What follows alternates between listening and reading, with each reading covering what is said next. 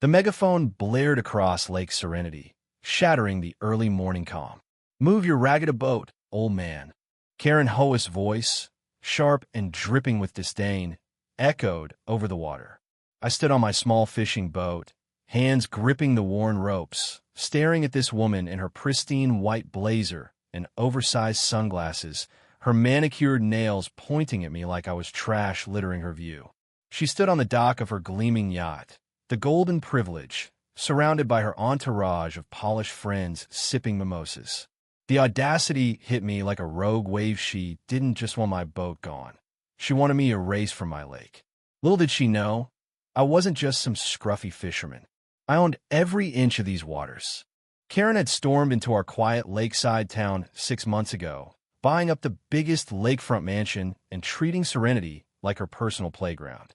She'd already bullied half the locals, demanding they repaint their docks to match her aesthetic, complaining about noisy birds, even trying to ban barbecues because the smell clashed with her lavender candles.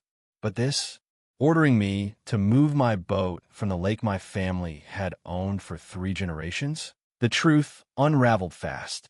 Karen wasn't just yelling orders, she was sabotaging us.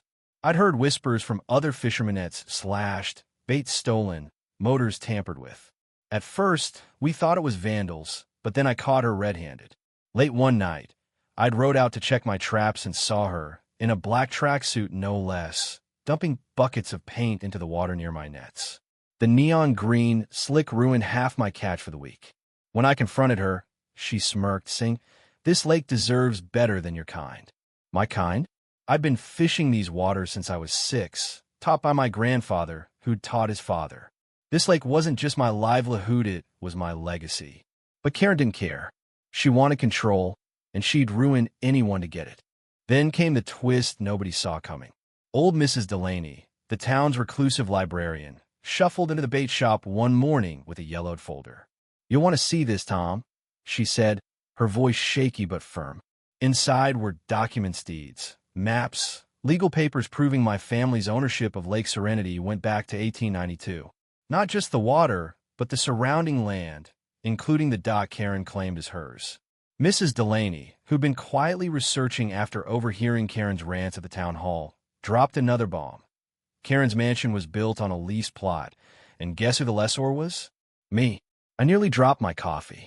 All this time, Karen had been strutting around my land, barking orders like she owned the place. Armed with this, I planned my move.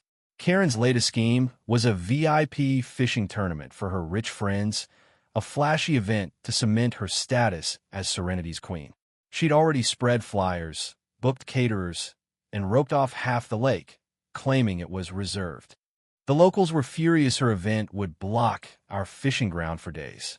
I let her dig her own grave, watching as she poured thousands into her spectacle. The day before the tournament, I called a town meeting. Karen showed up, all smug in her designer hat, expecting to charm everyone. Instead, I laid out the deeds.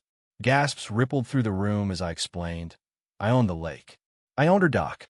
And I was banning her tournament. The confrontation exploded at dawn on tournament day.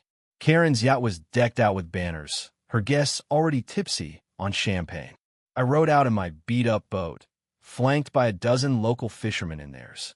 Karen grabbed her megaphone, screaming, "You can't do this. I'll sue you into oblivion." Her face twisted, red with fury, as she hurled insults calling us peasants, filth, nobodies. That's when I held up the deed, my voice steady. "This lake's mine, Karen. Always has been. Your event's canceled, and your yacht's trespassing." The crowd on the shore cheered, phones out, recording every second. Then, the kicker, I handed her a notice. Her mansion's lease was terminated, effective immediately. She'd have to vacate by month's end. Karen's empire crumbled in real time. Her guests abandoned ship, muttering about legal troubles. The caterers packed up, unpaid. Her yacht, once a symbol of her dominance, looked pathetic bobbing in my lake. But she didn't go quietly. She lunged at me, trying to snatch the deed, only for Sheriff Tate to step in, warning her about assault charges. The final nail? The paint she'd dumped in the lake violated environmental laws. The fines were brutal, thousands per day until the cleanup was complete. Karen, once untouchable, was now drowning in debt and disgrace. By noon, her yacht was towed, and she was last seen storming into her mansion, screaming at her lawyer on the phone. The lake was quiet again by sunset. I stood on my boat, watching the water ripple under the fading light. The locals rallied, offering to help clean the paint, rebuild the nets, and restore what Karen had broken.